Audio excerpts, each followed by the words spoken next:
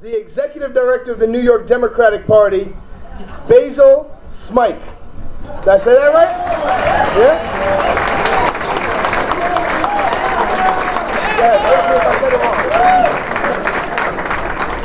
Good evening, good evening. Young Democrats, are you here tonight? That's good, because I couldn't have done that, so thank you for yelling, for being loud, because I can't get loud tonight. I got a little cold, but I'm going to try and speak up. First of all, I just want to say hello and thank you to the controller of this great state, Tom DiNapoli. He's such a great leader.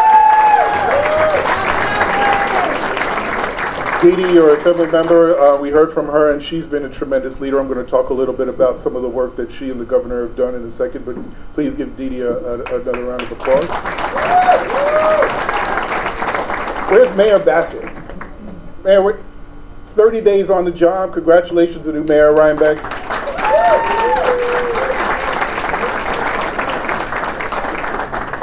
I see a few other executive directors here. Manhattan Young Dems is here. Manhattan Democrats is here. New York County, New York Black and Puerto Rican. There you go. He's here.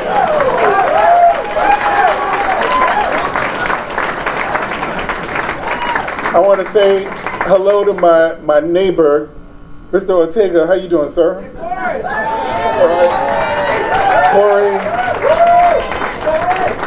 Corey and I, not together, but we went to the same high school. Bronx all the way, brother. All the way. All right. Bronx.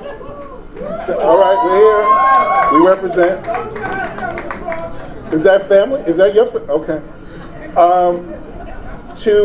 Two wonderful county chairs, sort of the backbone of this party.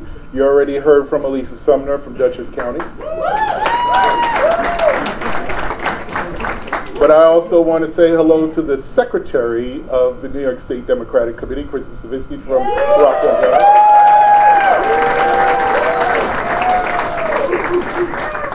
So I would say this, I cannot say enough about Mike Corbett. You have been a dear, good, strong friend since I got this job 2 years ago. You have been to everything we have done.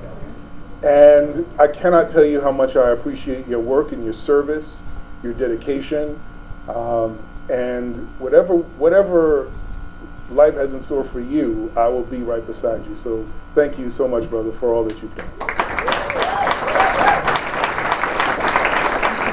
I won't be up here very long, but what I will say is this, and I said this last week when I was with when I was here for Dutchess County's event. I will tell you, this has been one of the most torturous 100 days that I have ever experienced in my life. And I was on a TV show the other day and debating a friend of mine who's actually a Republican who he's not in the Trump White House, but he has done some work for the Trump White House. But we're friends. We break bread and we just talk about it. I'm trying to talk him. I'm trying to bring him to my side here, and he's getting close. He's getting close.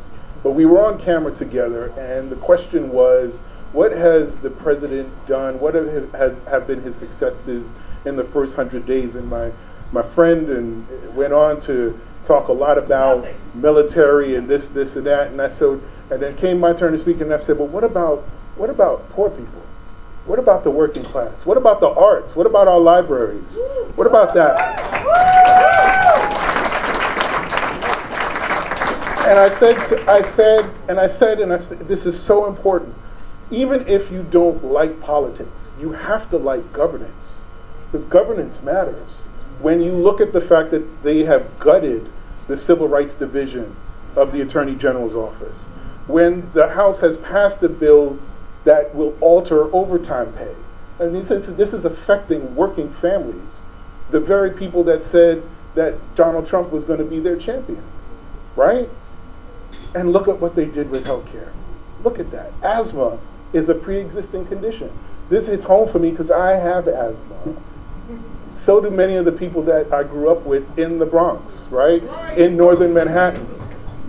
This is this is affecting our day-to-day lives. Think about the fact that Representative Collins voted for a bill that he admitted on television that he did not read. Think about Representative Faso, who our buddy, Sean Patrick Maloney, but did you see the tweet? Sean Patrick Maloney had to get in his face and say, man, pick up your phone. Answer your constituents who are calling you and telling you not to support this bill, right? It's amazing that we have to tell these people how to do their jobs because they will not do it. But you know what? I'm glad that we have a governor and a legislature in this state that is still fighting for progressive values. Two things that I mentioned last week. Two things that I mentioned when I was here last week that I would reiterate because they are so important to me. Raise the age. I cannot tell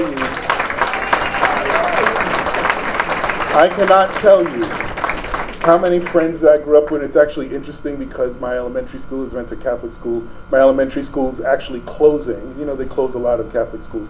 So a bunch of us are getting back together for the last weekend of the school next week. And we get to tour the school, and I think I'm going to be able to have a beer in the schoolyard. I think they'll let us do that.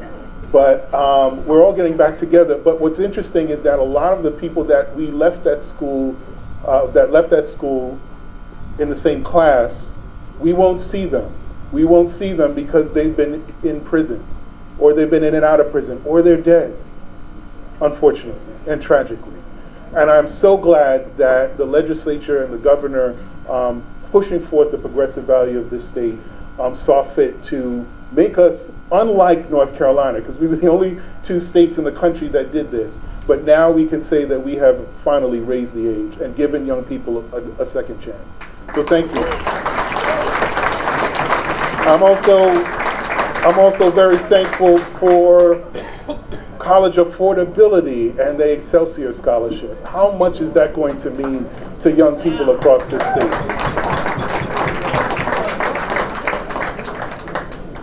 But there are 2 points that I really want to leave you with tonight.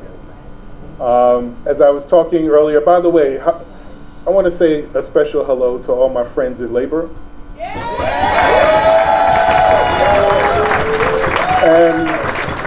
And all of the teachers or the children of teachers that are in the house tonight. I say that to honor my mother and grandmother who were teachers. My mother just retired after 30 years teaching special ed. In Queens. How do you know that? You and I used to do the read-alongs. Oh, that's right, that's right. Yes, that's right. I used to read at my mother's school every year. I used to read to the kids. It was a good thing. I love that. So I get choked up when I talk about my family, in part because they were a little nervous about me getting into politics. You know, they're Jamaican, and politics there can be a little difficult sometimes. It had been in their lifetime. But they were so happy that I made the choices that I made at a young age, when I was younger than all of you, still in college. Bill Clinton was my first vote in 1992. So I tell you that because, you know, there's been all this conversation about Clinton, Sanders. Like, that doesn't matter now. What matters is that we have to look forward, and we have to move forward together. And I think about the fact that I've been in politics for 21 years. 21. And it's not that long compared to some. It's a really long time compared to others, especially when I have interns and I try to give them advice on what to do and how to move forward. So I'm going to say a couple of things to you that have given me solace over the years. First thing is, never ever internalize a no. You hear that a lot. Don't ever internalize a no. In fact, use it as a strength. And do what my family had encouraged me to do and say, if somebody tells you no, just find a way around them and get it done. Don't ever internalize a no. The second thing is, and I actually deal with this every single day, work with people that will invest in you.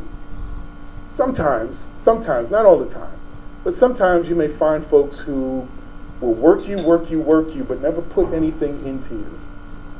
Make sure you find people that invest in you, because as much as this fight and this movement is important, you still need to grow. And I care that you all are still growing and continue to grow. Be lifelong learners and make sure that people are investing in you at every step of the way. And the last thing that I will say on this, all of your ideas are valid. All of them.